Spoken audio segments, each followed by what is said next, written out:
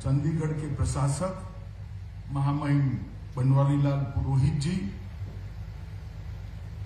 चंडीगढ़ की महापौर श्रीमती सरबजीत कौर जी,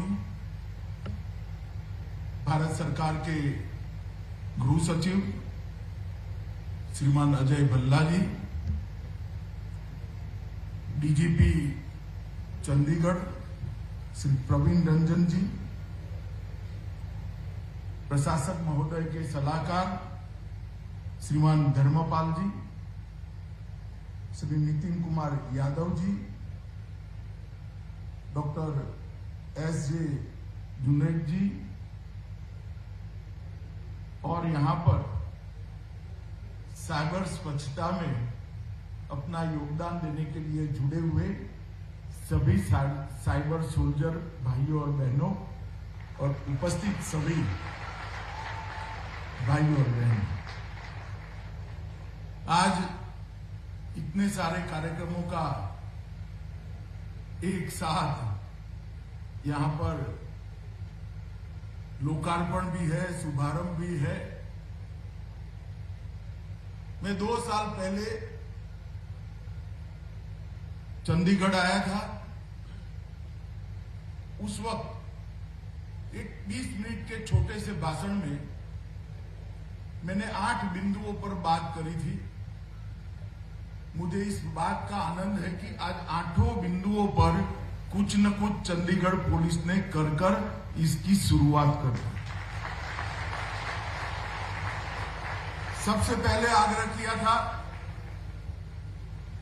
कि हाउसिंग सेटिस्फेक्शन रेशियो के अंदर बदलाव आना चाहिए। पुलिस के कर्मचारियों की जो ड्यूटी होती है वो सभी सरकारी विभागों में सबसे कठिन ड्यूटी है।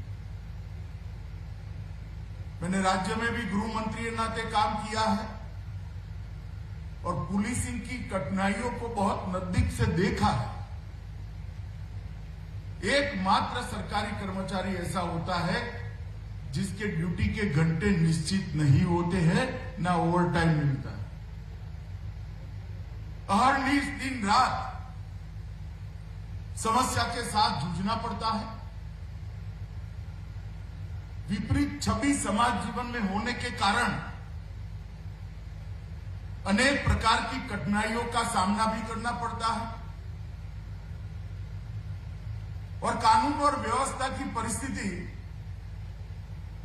ऐसे समय में मैक्सिमम इसकी जरूरियात होती है जब पूरा देश और दुनिया आनंद और उत्साह के साथ अपने परिवार के साथ त्योहार मना रहा है। मानो होली है, उस दिन पुलिस कर्मचारी की ड्यूटी अनेक गुना बढ़ जाती है। रक्षाबंधन है, दीपावली है, लोहड़ी है, उसकी ड्यूटी अनेक गुना बढ़ जाती है। उसको अपने परिवार के साथ ये त्योहार मनाने की कभी भी इजाजत नहीं मिलती है। ड्यूटी उसको रोड पर लेकर आती है। काम के घंटे विपरीत होने के कारण सेहत पर भी असर पड़ता है। खान पान और एक्सरसाइज नियमित नहीं हो पाती है, इसका भी सेहत पर असर पड़ता है। ऐसे समय के अंदर परिवार की सुरक्षा और परिवार के साथ जितना भी समय पुलिस कर्मचारी बिता पाए, एक अच्छे माहौल में बिताए, वो बहुत जरूरी होता है। मुझे आज बहुत आनंद है कि लगभग 1560 परिवारों को अलग अलग स्तर पर उसके घरों की स्थिति है, उनके निवासों की स्थिति है और काफी लोगों को आज उसका निवास मिल भी गया है। और मैं निवास देखकर आया हूं। पुरोहित जी ने एक बहुत बड़ा ग्रॉस सर्टिफिकेट दे दिया कि बहुत अच्छा काम हुआ है, मगर मैं क्वालिटी के बारे में तो जरूर कहूंगा। मैं मेरी आंख से देखकर आया हूं। बहुत अच्छे निवास में आप सभी लोग रहने जा रहे हो। आपको नया घर मिल रहा है। मेरी अनेक अनेक शुभकामनाएं आपको है, क्योंकि आज आप एक प्रकार से नए जीवन की शुरुआत कर रहे हो। हाउसिंग सेटिस्फेक्शन रेशियो ये देश भर का पुलिस कर्मचारियों की एफिशिएंसी के साथ एफिशिएंसी बढ़ाने के प्रयास जितने भी है, इसमें बहुत महत्वपूर्ण पहलू है। न केवल महत्वपूर्ण पहलू है, महत्वपूर्ण चुनौती भी है। जब तक हाउसिंग सेटिस्फेक्शन रेशियो को आप नहीं बढ़ाते हो, पुलिस कर्मचारियों से अच्छे व्यवहार की और अपनी ड्यूटी के अच्छे निर्वहन की आप आशा ही नहीं रख सकते। मुझे बहुत आनंद है कि चंडीगढ़ प्रशासन ने इस काम को बहुत मन से लिया और लगभग 1560 अलग अलग प्रकार के आवासों का निर्माण का काम हाथ में लिया है। आज 350 के आसपास लोगों को इसका घर भी अलॉट कर दिया गया है। दूसरी बात मैंने कही थी कि जब तक टेक्नोलॉजी का उपयोग इन्वेस्टिगेशन और डेटा स्टोरेज और इसके एनालिसिस विश्लेषण के आधार पर नहीं करोगे, विश्लेषण के लिए नहीं करेंगे, तब तक अपराध पर नियंत्रण असंभव है। क्योंकि जब तक क्लासिफाइड डेटा नहीं होता है, इसके एनालिसिस के बगैर अपराध नियंत्रण की कोई रणनीति ही नहीं बन सकती। जब तक अन्वेषण को, इन्वेस्टिगेशन को आप स्पीड के साथ नहीं कर सकते हो, अपराध पर नियंत्रण ही नहीं पा सकते हो।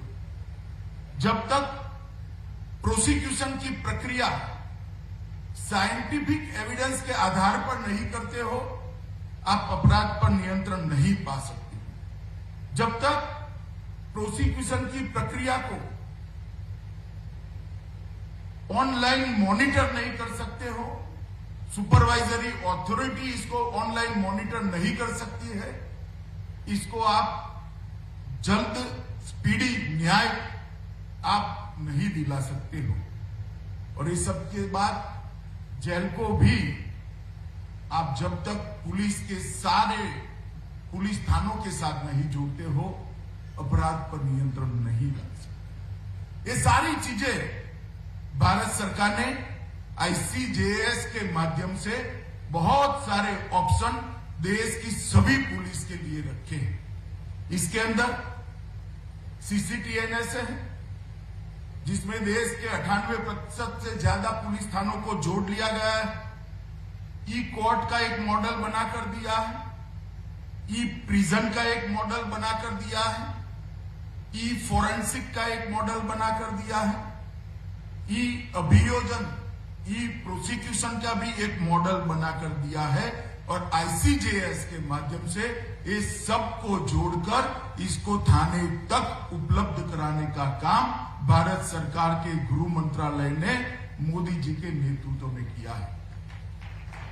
मगर ये सारी योजनाएं और सारा डेटा अगर नॉर्थ ब्लॉक में या NCRB में पड़ा रहेगा तो क्या फायदा है?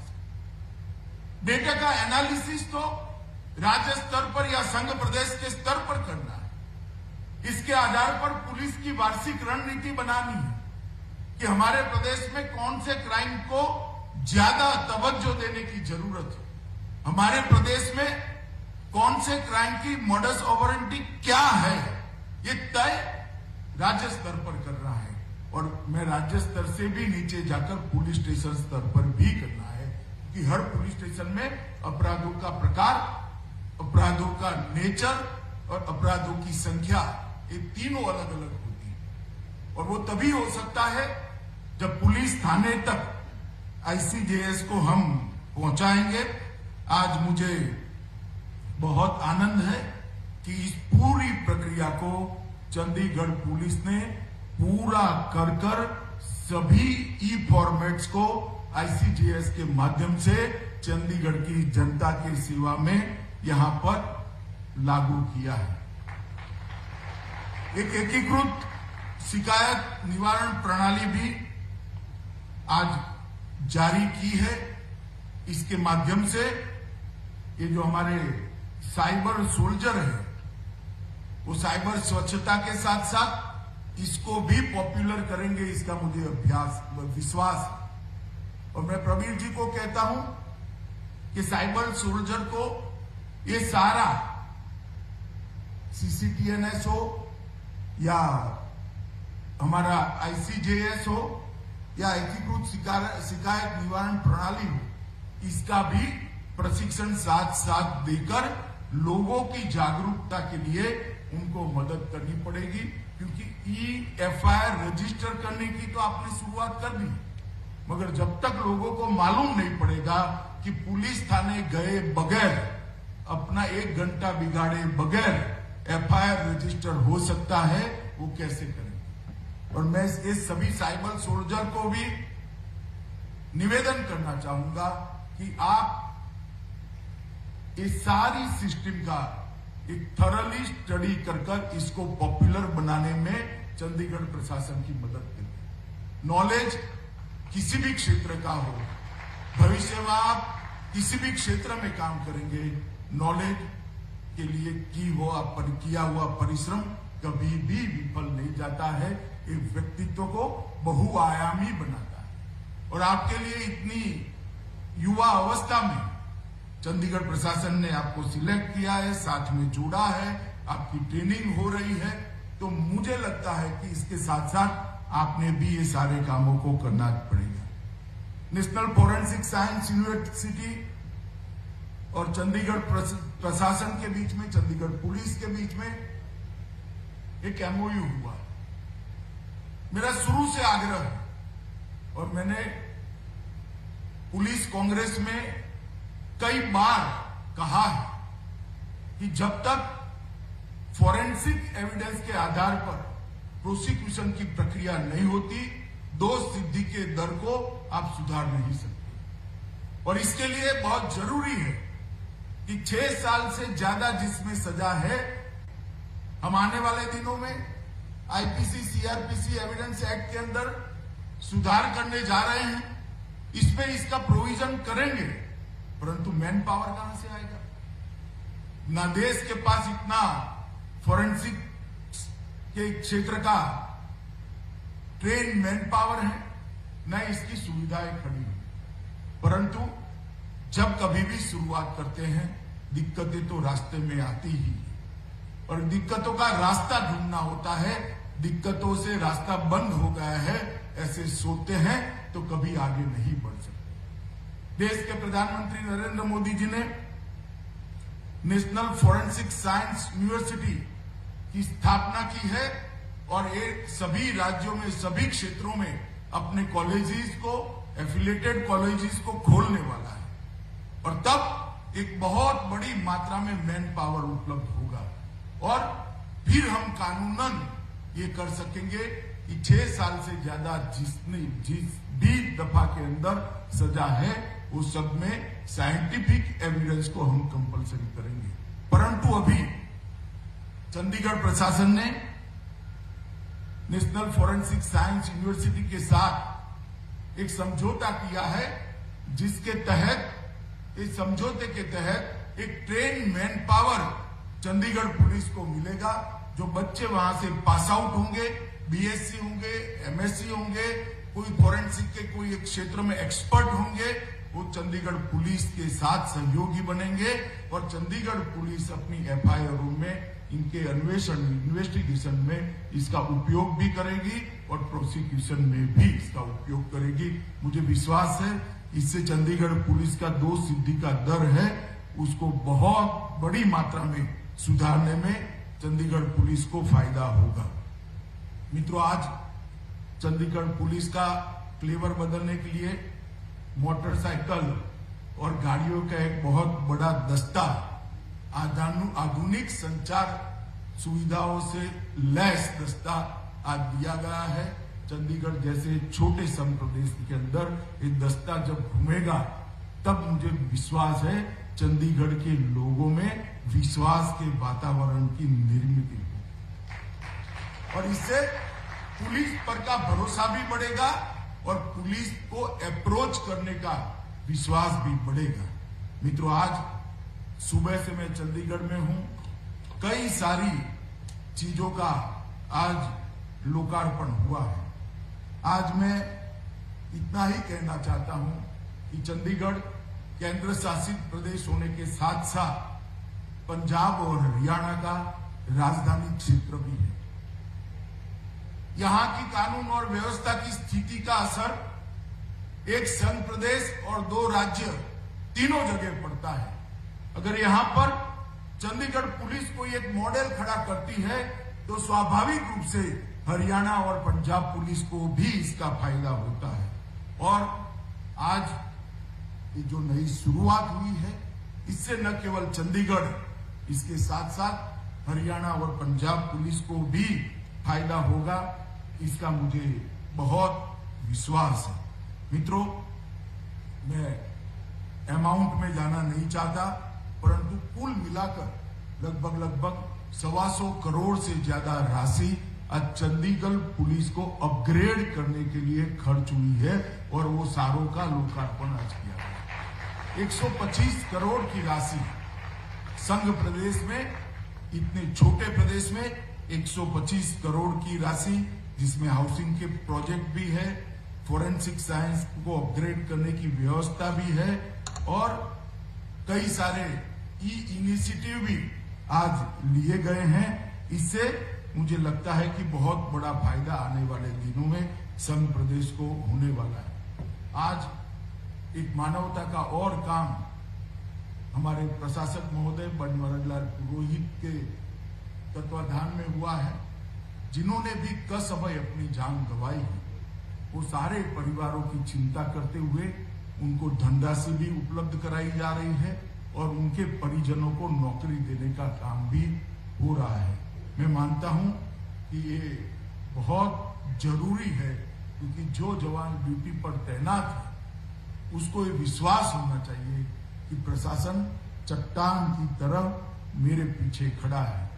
आज मैं चंडीगढ़ प्रशासन के सभी कर्मचारियों को एक शुभ समाचार भी देना चाहता हूं कि आज से चंडीगढ़ प्रशासन के सभी कर्मचारियों की सेवा की शर्तों को केंद्रीय सिविल सेवाओं के साथ जोड़ने का निर्णय भारत सरकार ने। इससे बहुत बड़ा फायदा आप लोगों को होने वाला है। एक सबसे पहले तो आपकी सेवानिवृत्ति की वय बढ़ जाएगी, 58 की जगह 60 हो जाएगी। शिक्षा के साथ जुड़े हुए सभी कर्मचारी अधिकारी जो है, शिक्षा संस्थान के शिक्षक, प्रोफेसर, शिक्षण संकाय के सभी का निवृत्ति का आयु 65 हो जाएगा और बाल शिक्षा के भत्ते के भी आप लोग हकदार हो जाएंगे और महिला कर्मचारियों के लिए चाइल्ड केयर के लिए 1 साल की जगह 2 साल की छुट्टी भी इसके अंदर शामिल है। बहुत समय से ये मांग चंडीगढ़ प्रशासन के कर्मचारी अधिकारियों की थी। आज मोदी जी ने ये बहुत बड़ा फैसला दिया है। कल ही इसका नोटिफिकेशन निकल जाएगा और आप लोगों को नए महीने से, नए फाइनेंशियल ईयर से इसका फायदा मिलना भी शुरू होगा।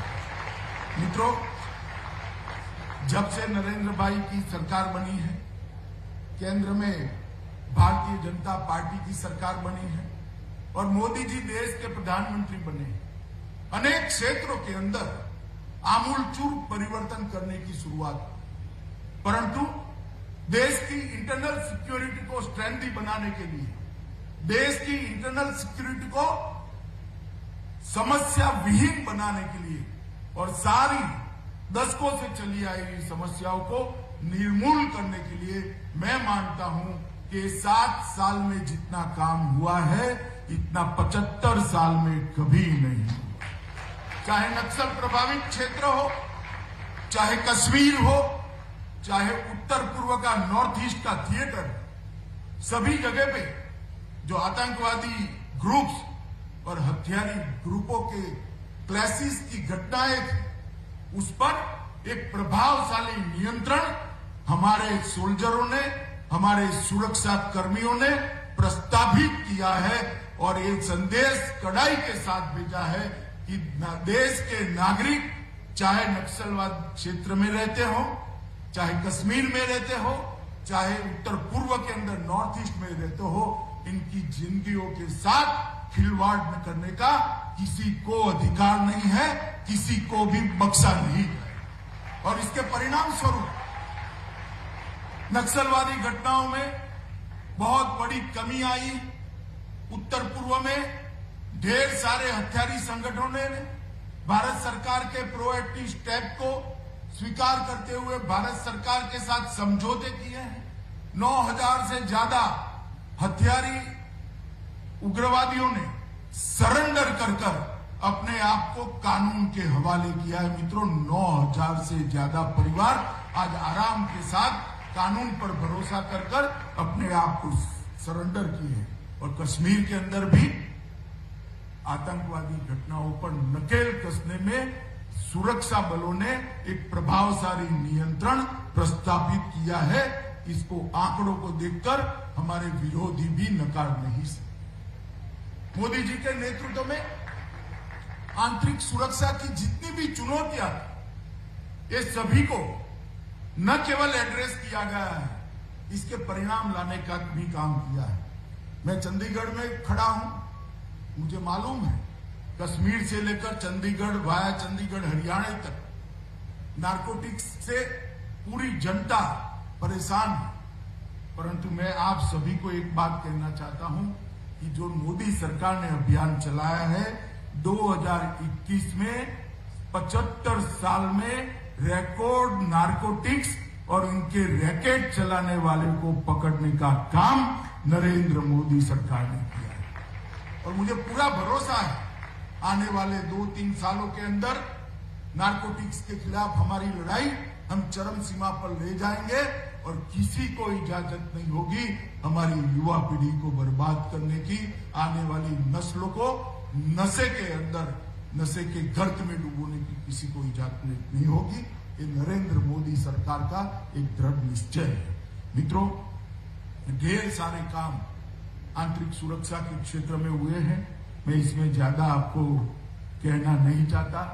पुलिस कल्याण के बारे में भी, चाहे कोई भी सशस्त्र बल हो या यूटी के संघ प्रदेश की सारी पुलिस के कल्याण की बात हो, सबको नरेंद्र मोदी जी ने बहुत अच्छे तरीके से एक मानवीय दृष्टिकोण के साथ पुलिस कल्याण को गृह विभाग का एक महत्वपूर्ण अंग बनाया।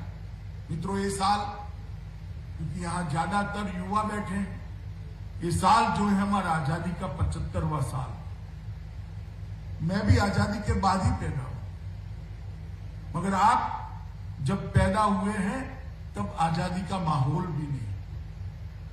हमारी युवा पीढ़ी को इतिहास को पढ़ना चाहिए और इसीलिए आजादी के संघर्ष को युवा पीढ़ी को रूबरू कराने के लिए मोदी जी ने तय किया है ये वर्ष आजादी के अमृत महोत्सव के वर्ष के रूप में मनाया जाएगा और हमारे देश भर के युवाओं को आजादी प्राप्त करने के लिए जो कड़ा संघर्ष हमारे पुरखों ने किया है वो संघर्ष से परिचय कराया है। आजादी ऐसे ही नहीं मिली, नामी अनामी कई लोगों ने अपने जीवन का बलिदान दिया, कई लोगों ने अपनी ओजस्वी तेजस्वी कैरियर को समाप्त कर आजादी के आंदोलन की लड़ाई के अंदर कूद पड़े और कई लोगों ने अनेक प्रकार के जन जागृति के काम कर देश को आजाद कराने के लिए बहुत बड़ा आंदोलन किया, तब जाकर ये देश अंग्रेजों की गिरफ्त से बाहर आया। आज जो युवा स्वाभाविक रूप से अनेक प्रकार के अधिकारों के लिए सोच रहा है, वो हम सोच इसलिए रहे हैं कि हम आजाद भारत के अंदर श्वास ले रहे हैं। हमारे संविधान ने आपको ये अधिकार दिया है, परंतु ये अधिकार आपको मिला है, इसके लिए कितनी कड़ी मशक्कत, कितना कड़ा संघर्ष, कितना बड़ा त्याग और कितना बड़ा बलिदान करना पड़ा है, वो हम सबको जरूर सोचना चाहिए, उसको याद भी करना है। यहां जो युवा बैठे हैं, मैं उनको कहना चाहता हूं कि हमें आजादी के लिए लड़ने का मौका ईश्वर ने नहीं दिया। कैसे लड़ सकते हो? देश आजाद हो गया, हम सबका जन्म ही आजादी के बाद हुआ है, मगर देश के लिए मरने का मौका भले न मिला हो, देश के लिए जीने का मौका ईश्वर ने हमें जरूर दिया है और वो आजादी के अमृत महोत्सव के माध्यम से हर एक युवा तक पहुंचाने का लक्ष्य। और इसके साथ साथ मोदी जी ने हर क्षेत्र के अंदर 75 वर्ष के इस वर्ष में, आजादी के अमृत महोत्सव में इसको संकल्प वर्ष का नाम दिया है। हर क्षेत्र अपने संकल्प तय करे, हर व्यक्ति अपने संकल्प तय करेगा और देश की जब शताब्दी मनाई जाएगी तो करोड़ों संकल्पों का ये संपुट देश को महान बनाकर, एक महासत्ता बनाकर दुनिया के अंदर गौरवपूर्ण स्थिति में प्रस्तावित करे। मित्रों, छोटी छोटी चीजें मैं उदाहरण के लिए देता हूं। कई लोग मुझे कहते हैं कि हम व्यक्ति के नाते क्या कर सकते हैं, नागरिक के नाते क्या सकते। बहुत सारे युवा बैठे हैं, क्या हम कोई एक संकल्प ऐसा ले सकते हैं जो हमारे देश के वातावरण को और अच्छा करेगा? जैसे एक छोटा सा बच्चा भले 6 साल का हो, अपनी मां की प्रेरणा से संकल्प कर सकता है क्या कि मैं मेरी थाली में जूठा अन्न मेरा पूरा जीवन नहीं छोड़ूंगा, पूरा खाना मैं खाऊंगा, इतना ही लूंगा जितना खाना है। क्या यहां बैठे हुए युवा तय कर सकते हैं हम ट्रैफिक के नियमों का कभी उल्लंघन नहीं करेंगे? क्या हम जीवन में प्रण कर सकते हैं कि भारत के संविधान ने और विधायिका ने बनाए हुए किसी कानून को नहीं तोड़ेंगे? आप कल्पना कर सकते हो 130 करोड़ लोग अगर ये संकल्प लेते हैं तो 130 करोड़ संकल्पों का ये संपुट हमारे देश को कितना आगे ले जा सकता है। एक कल्पना लेकर इस संकल्प के वर्ष के अंदर हमने संकल्प लेकर देश के लिए जीने की शुरुआत करनी चाहिए। इसी तरह से हर प्रशासकीय इकाई, छोटी सी नगर पालिका हो, म्युनिसिपल कॉर्पोरेशन हो या चंडीगढ़ प्रशासन, हर क्षेत्र के अंदर अपने लक्ष्य तय करने चाहिए। 25 साल में हम कहां जाकर ठहरेंगे? अगर ये लक्ष्य हम तय कर लेते हैं तो जब आजादी की शताब्दी मनाई जाएगी तब ये सभी इकाइयां जो संकल्प सिद्धि करेगी, ये आजादी का अमृत काल जो है 75 से 100 साल का, ये हमारे लिए परिश्रम की पराकाष्ठा का एक समय होना चाहिए। हम सब भारतीयों का परिश्रम भारत माता को विश्व में सर्वोच्च स्थान पर आरूढ़ करे, बिठाए, इस प्रकार के भारत की कल्पना हमें करनी चाहिए। मित्रों, आज मैं चंडीगढ़ प्रशासन को भी कहना चाहता हूं कि हर क्षेत्र में प्रशासन 25 साल का एक संकल्प बनाया जाए, 5-5 साल की कार्य योजना बनाई जाए और इसके रिव्यू की, ईयरली रिव्यू की, पहले 5 साल में ये करना है, इसका ईयरली रिव्यू की एक योजना बनाई जाए। तो 100 साल के बाद जब देश की शताब्दी जो भी मना रहा होगा, जो भी लोग होंगे, हम तो नहीं होंगे युवा मित्रों, आप लोग जरूर होंगे। जो लोग बनाते होंगे वो सभी को एक उन्नत मस्तक के साथ विश्व के अंदर खड़ा रहने का मौका मिलेगा। मैं आशा करता हूं आप सभी लोग कानून और व्यवस्था को सुधारने की इस प्रक्रिया से जुड़े हैं। वो सभी लोग एक संकल्प लेकर अपने व्यक्तिगत जीवन में भी हमारे समाज में, हमारे देश में एक नई ऊंचाई प्राप्त हो, इसके लिए प्रयासरत बनेंगे। आज जिन लोगों को घर मिला है, जिन लोगों को नौकरी मिली है, वो सभी लोगों को बहुत बहुत शुभकामनाएं देता हूं और आपका जीवन आगे का शुभ हो, इसकी ईश्वर प्रार्थना भी करता हूं। और चंडीगढ़ प्रशासन के सभी कर्मचारियों को भारत सरकार के साथ जुड़ने के लिए ढेर सारी बधाइयां। वंदे मातरम। भारत माता की जय।